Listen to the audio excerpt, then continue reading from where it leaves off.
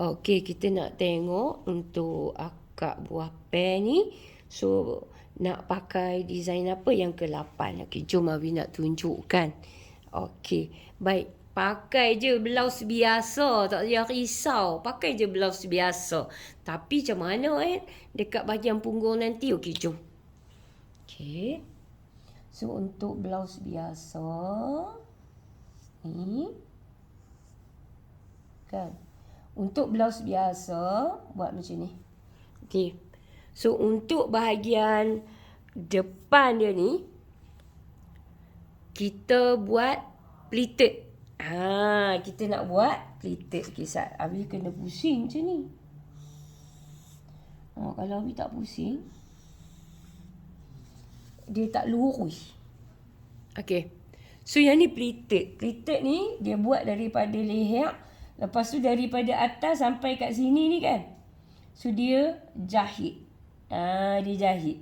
Okey. So, yang ni macam biasalah. Okey, macam biasa ni. Okey, so kat sini. Okey, kita kan kalau kata kita buah pear, dekat bahagian pinggang kita jangan bagi fit sangat. Kita bagi dia longgar. Okey, so yang ni sama. Okey. So, macam ni. Lepas tu dia akan itulah. Okey. Nampak tak? Okey, lepas tu tak kisahlah nak pakai skirt lah. Kalau nak ni senyum belakang pula. Okey, so ni tangan dia. So, dia nampak macam kurung moden. Sebab dia labuh. Tapi disebabkan ada pleated ni kita ambil lah kan. Dalam 2 inci kiri, 2 inci kanan. So, dia akan dapat cover. So, yang ni kita, design kita yang ke-8. BLOUSE, blouse 3 in 1.